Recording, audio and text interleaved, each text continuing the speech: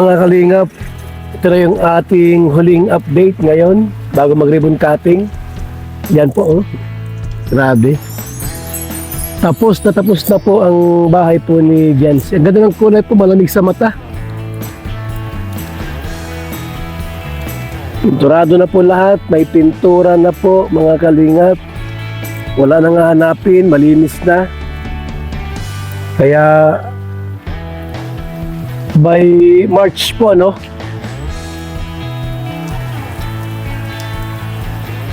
Ito na yung bahay po. For ribbon cutting. Parang walang ano po, tao ngayon. Sarado ito, sigurado. Sarado ito mga kaibigan. Oh, sabi ko na nga ba, ay walang tao rito. Yun, di ako makapasok sa loob. At tapos na po lahat.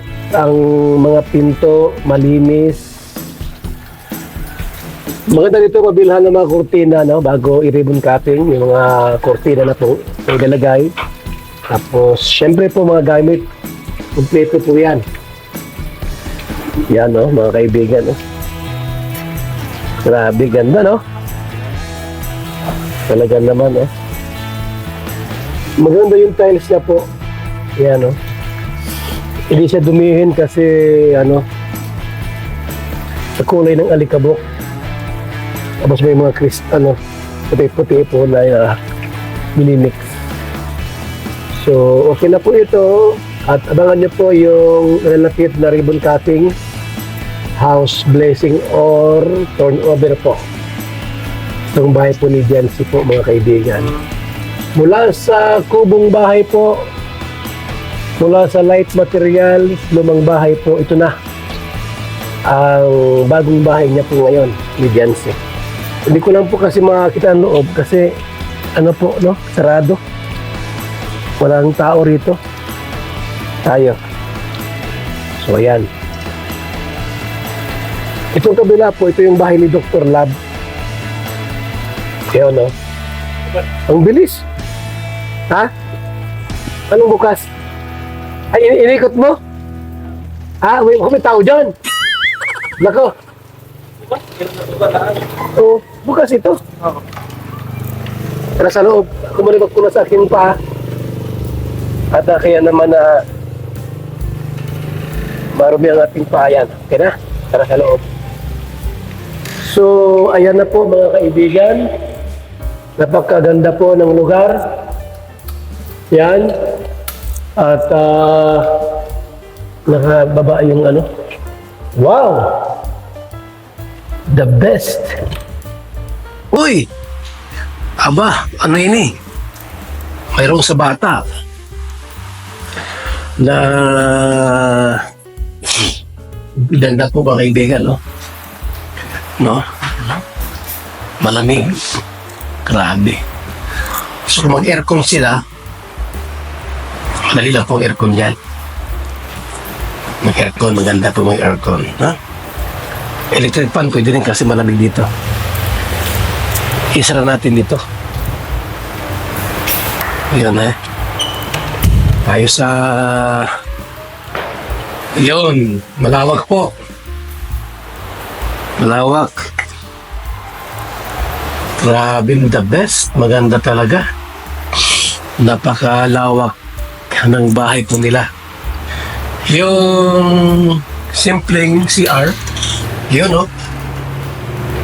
Simpleng CR po ito mga kalingap. Okay na ito, maganda dito. Ha?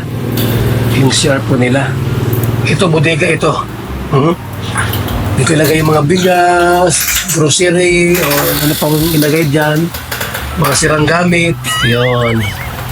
So, yan po mga kaibigan. Dito pwede mag-extend dito ng ano ng kung anong gusto ilagay dito po. Pwede maglagay dito. Mag-extend dito ng ano man pwedeng ilagay dyan sa labas. So, okay. Ha? Para sa loob po. Taas ulit. Taas. Tayo. Wow, grabe. The best. Maganda. Ito, madaling palitan ito kasi malapit lang.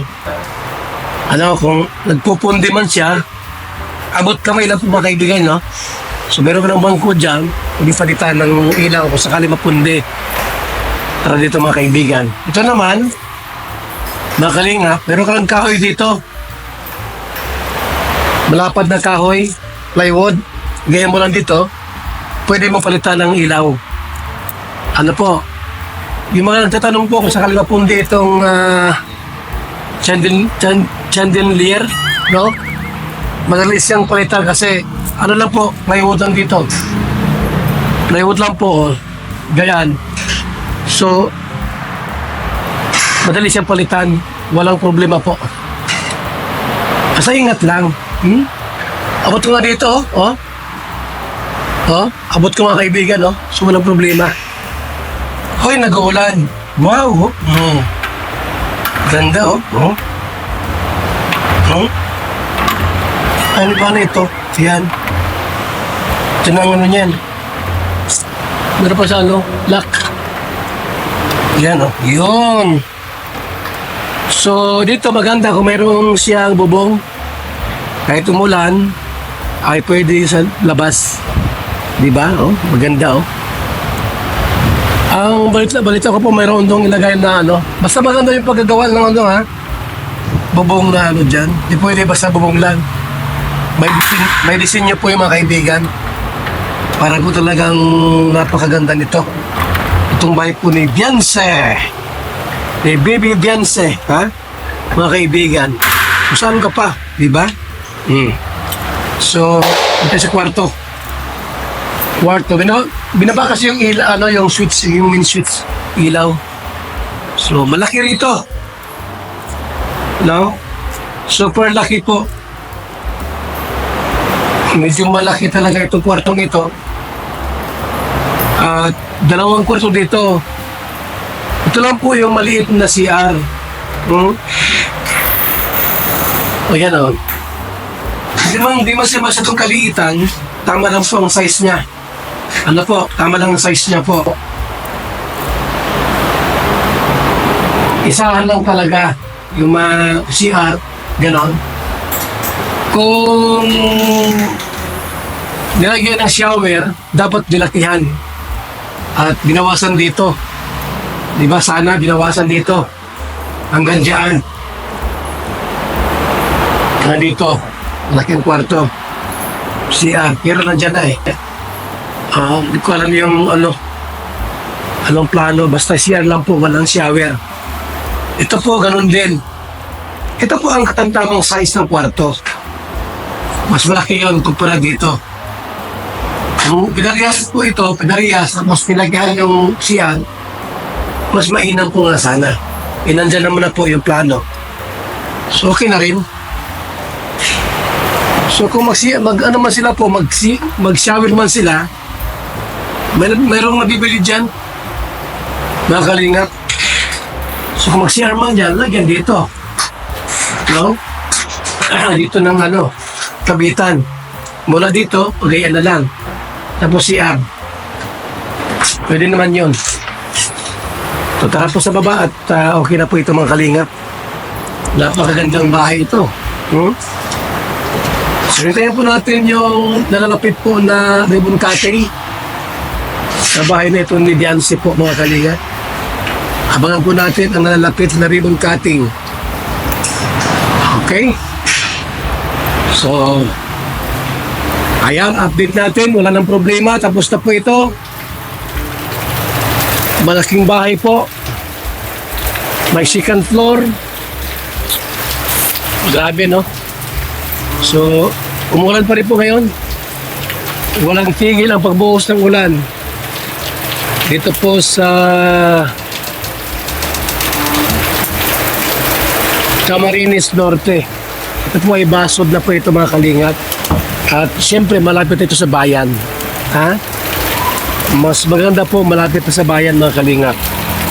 So muli ang iyong abang lingkod, Val Santos Matubang, simpleng tao, ordinaryong vlogger, small YouTuber, yan na maglingkod sa abot ng ating makakaya. Shout out po sa ating lahat.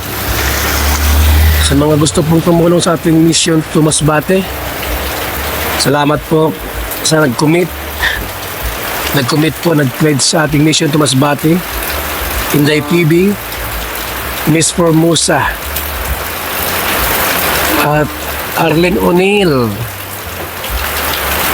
At sa mga gusto pa pong mag-pledge, tumulong po sa ating mission to Masbate. Ngayong March po yan mga kaibigan, pupunta ang Team Kalingap sa Masbate, mga kaibigan. So maraming salamat po.